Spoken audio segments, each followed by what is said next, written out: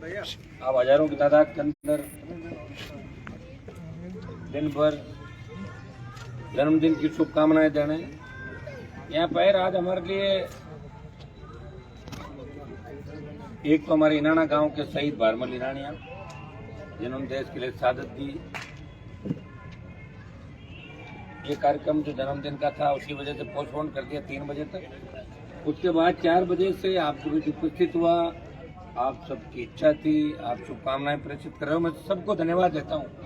तो प्रदेश के कोने कोने से आज इस अवसर पर मुझे शुभकामनाएं प्रेषित करना है। मैं इतना ही विश्वास आपको दिलाता हूँ, आज जो संघर्ष हमारा एक गांव गली से लेकर दिल्ली तक चला गया और ये अंतिम जो लड़ाई है वो 2023 की लड़ाई है। ये किसान कौम के सम्मान की लड़ाई है, जवानों के सम्मान की लड़ाई है और राजस्थान को एक नई दिशा देने का प्रयास हम सब मिलकर करेंगे।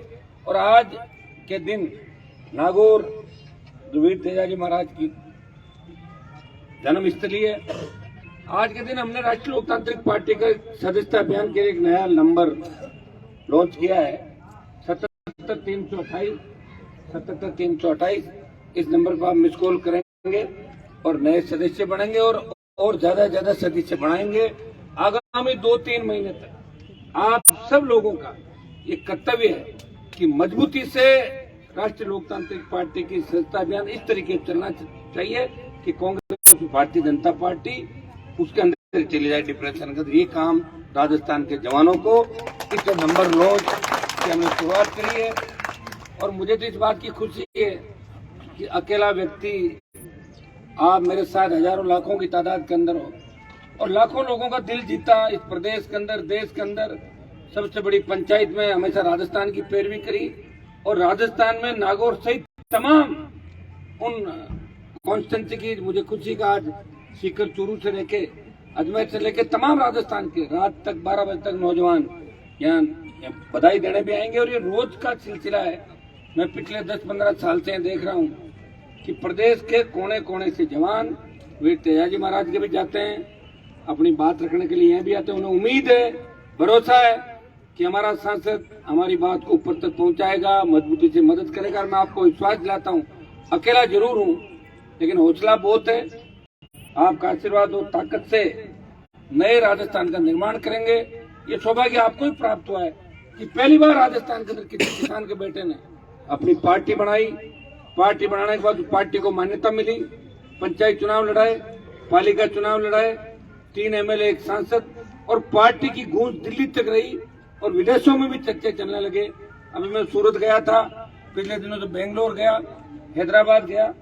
सूरत के अंदर 50,000 से ज्यादा लोग जो पूरे राजस्थान से स्वागत के लिए परत पावड़े बिछाए बैठे थे। उन्होंने आश्वस्त किया कि जो 23 का चुनाव है इसके अंदर गुजरात से लेके और आपका नॉर्थ ईस्ट तक का पूरा इलाका प्रवासी हमारे भाई है, वो तमाम इस राजस्थान के चुनाव के अंदर महत्वपूर्ण भूमिका निभाएंगे। भाइयों, लोकतंत्र के अंदर या तो कलम की ताकत हो, सरकार को झुका अपने लोगों का भला कर दो, या जनता की ताकत हो, सरकार को झुका दो। कलम की ताकत हमारे पास आई नहीं। कलम की ताकत जो सांसद और विधायक को है वो तो आपके हिसाब से चली रहे, लेकिन सत्ता पक्ष के लोग जो काम करें उससे ज्यादा बढ़ चढ़ के काम इस जिले के लिए, विधानसभा क्षेत्रों के लिए, प्रदेश के जवानों और किसानों को जहाँ भी आवश्यकता पड़ी हनुमान बेनीवाल ने हमेशा की है। देश की सत्ता किसानों के लिए छोड़ी और जब नौजवानों के लिए सेना को ठेके पे दिया तो देश का एकमात्र सांसद किसान के बेटों के लिए लड़ने सड़क पाया। नागौर का सांसद था तो सेना के सम्मान के अंदर सड़क पाया। मैं विश्वास दिलाता हूँ आने वाला कल आपका हिम्मत रखना। मैंने हमेशा त्याग समर्पण किया, लोग मंत्री पद नहीं छोड़ते। मुझे पता है लोग मंत्री बनने के लिए क्या क्या नहीं कर बैठते। लोग MLA बनने के लिए रातों रात पार्टियां बदल लेते हैं। कभी झंडा किसी पार्टी का होता है, 12 घंटे बाद झंडा बदल लेते हैं। मैंने आपको झंडा भी दिया नौजवानों को, हरियाणा यूपी के तमाम फर्जी नेता जो यहाँ आके राजनीति करते थे, आपको झंडा भी दिया, डंडा भी दिया और राजस्थान का सम्मान पूरे देश के अंदर बढ़ाया।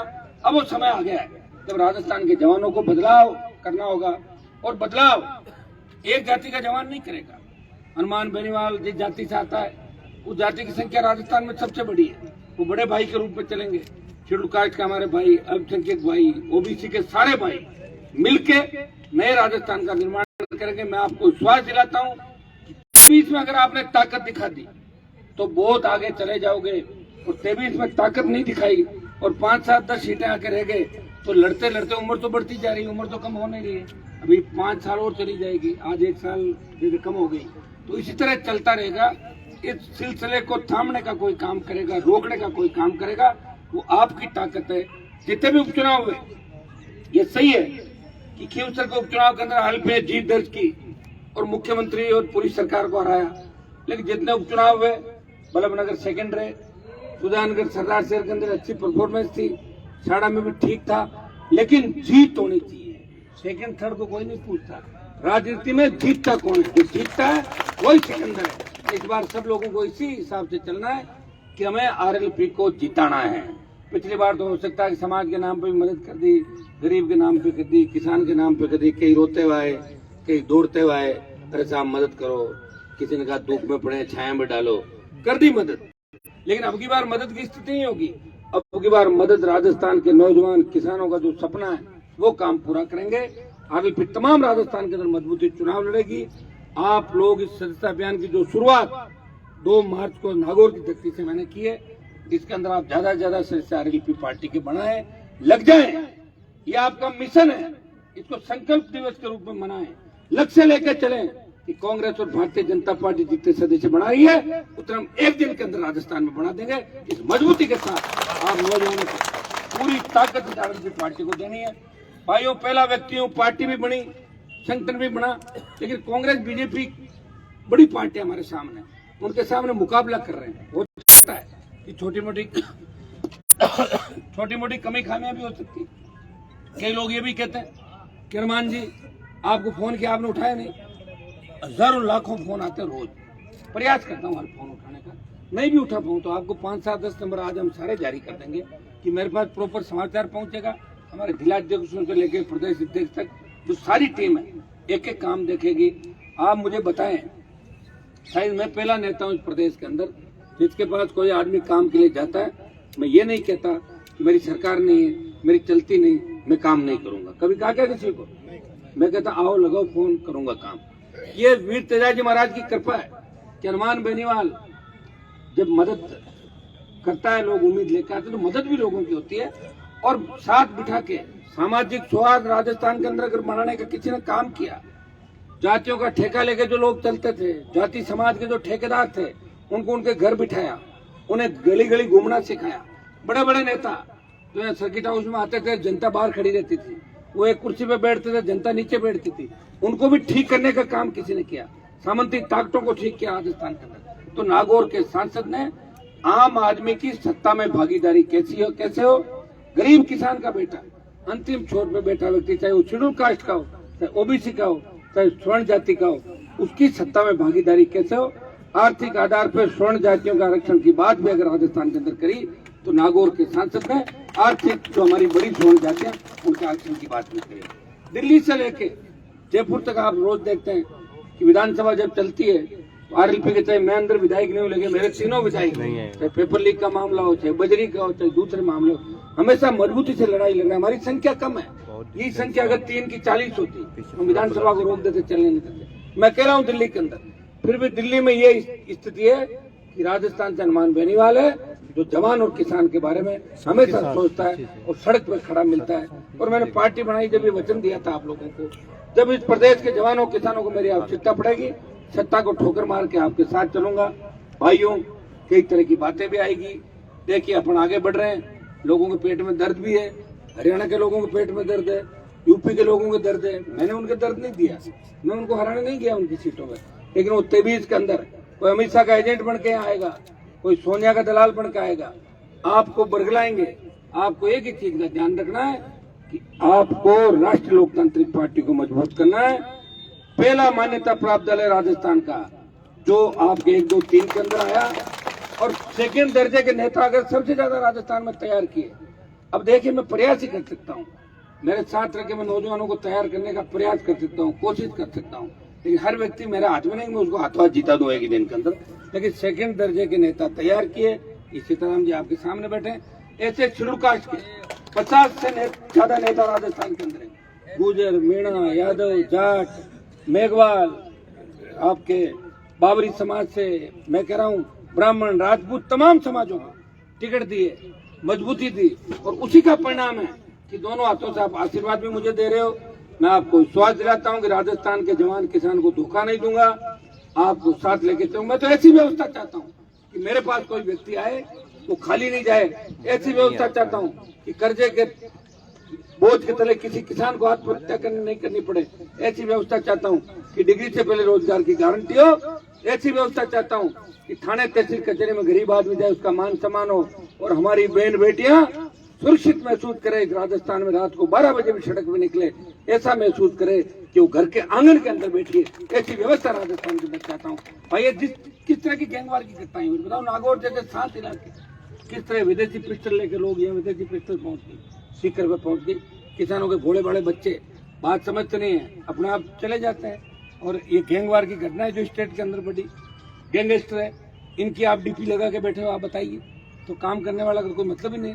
जब अपराधी आपका आइकन हो जाएंगे नौजवानों के, तो कैसे नौजवानों को दिशा मिलेगी?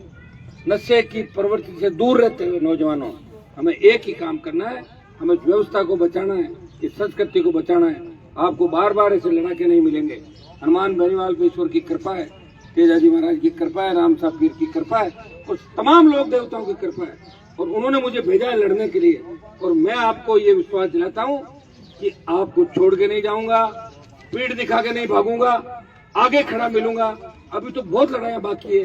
अभी एक बार दिल्ली को भी घेरना है, चुनाव से पहले अग्निपथ को लेके राजस्थान की सरकार को घेरना है, बजरी माफिया को ठीक करना है, किसानों को राहत दिलानी है, फ्री बिजली, टोल मुक्त राजस्थान, कर्ज माफी, तमाम वो मुद्दे।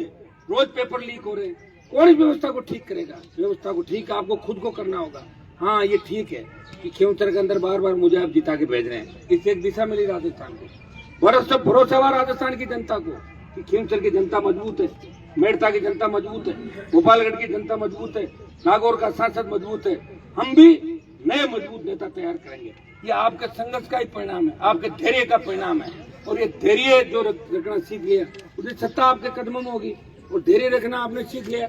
मैं देखता हूँ, मैं 7-8 घंटे लेट हो जाता हूँ, फिर भी आप वेट करते हैं। इसका मतलब आप सत्ता के नजदीक हैं, सरकार आपका इंतजार कर रही है कि आओ और सत्ता को प्राप्त करो। मांगने से कोई सत्ता नहीं देता, सत्ता छीननी पड़ती है, और सत्ता छीनने के लिए राजस्थान का जवान बेकाबू है, बेताब है। वो सत्ता छीन के अपने हिसाब से व्यवस्था ठीक करना चाहता राजस्थान के अंदर।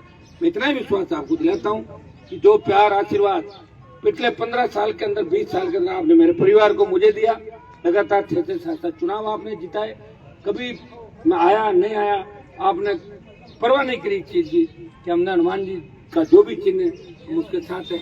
और मैंने भी प्रयास किया, मैं भी चाहता हूँ मंत्री बढ़ के मैं भी दुनिया भर की प्रॉपर्टियां कर लेता 20 साल में, कौन मुझे मना कर रहा था। लेकिन मुझे आपके लिए लड़ना है कि हनुमान बेनीवाल अमित शाह और मोदी से टकरा गया, गहलोत वसुंधरा को ठीक कर दिया, और तमाम उन माफियाओं को ठीक कर दिया जो चौड़े होकर राजस्थान में चलते थे, जो अपने घरों से फरमान जारी करते थे कि हमारे घर पे आएगा तो वोट मिलेंगे, नहीं तो नहीं मिलेंगे, उनको गली गली घुमा दिया।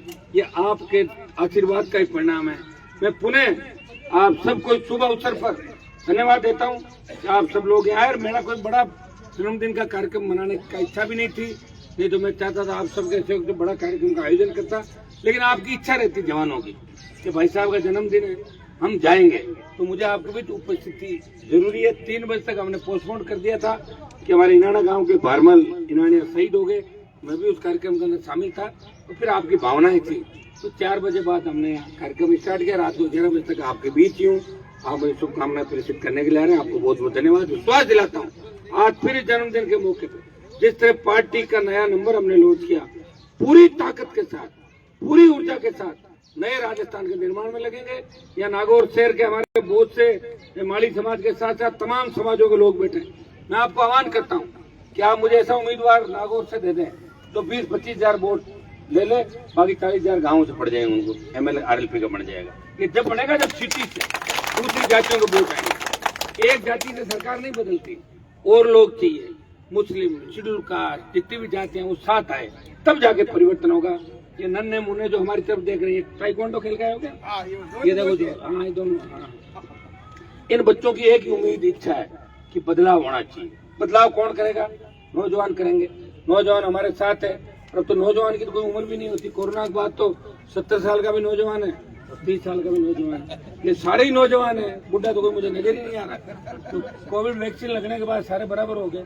20 साल वाला 50 साल का हो गया और 70 साल वाला 60 का हो गया वापस। तो पूरा समीकरण ही बदल गया। इसलिए कोई अपने आप को ये फील नहीं करे मैं जवान नहीं हूँ।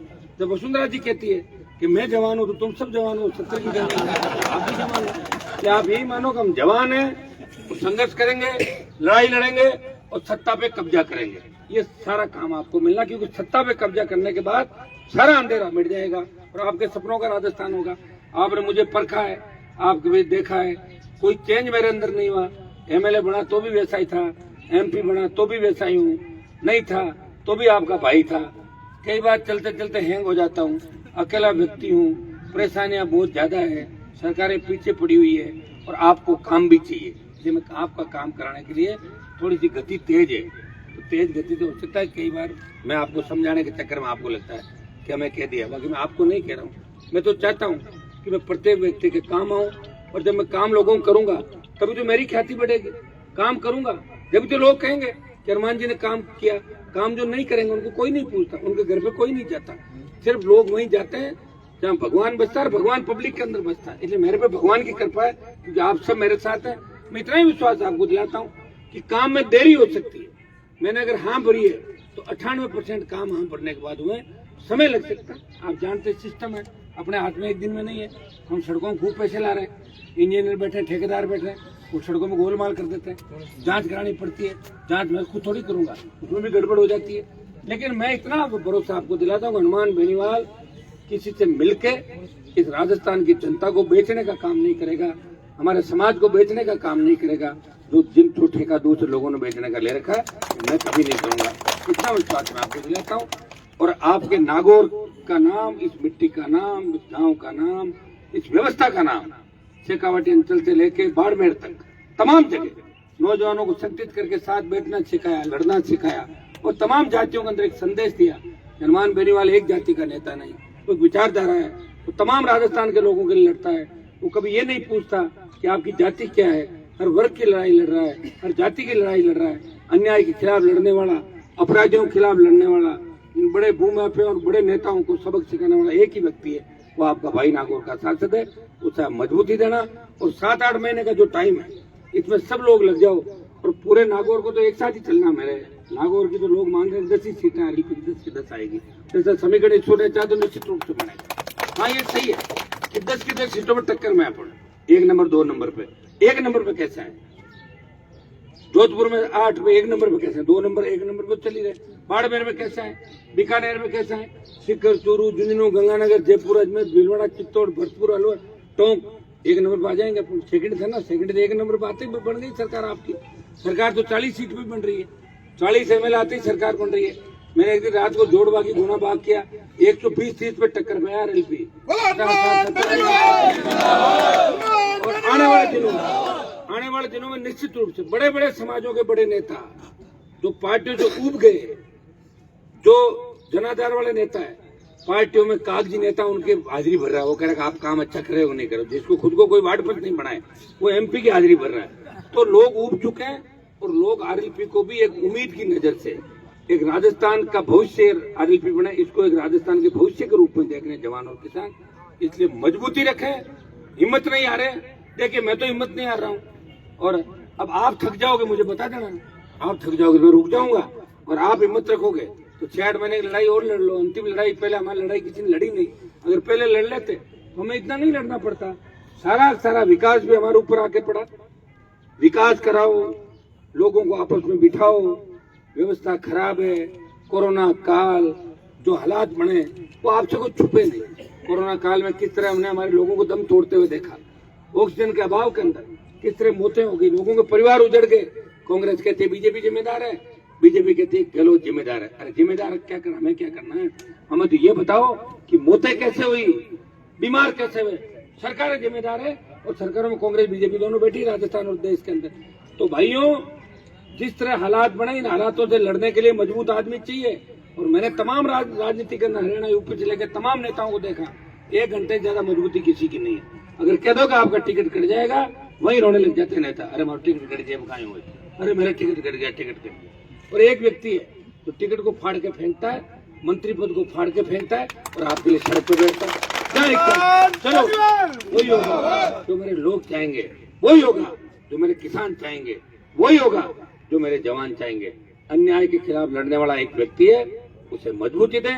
और प्रत्येक व्यक्ति आज से स्वच्छता अभियान की, देखिए आप मुझे बीच में कह रहे थे भाई साहब काम को तेजी पकड़ाओ, अकेला आदमी हूँ ना, अकेला हूँ तो आप सोच लो, आप तो मुझे देख रहे हो 24 घंटे।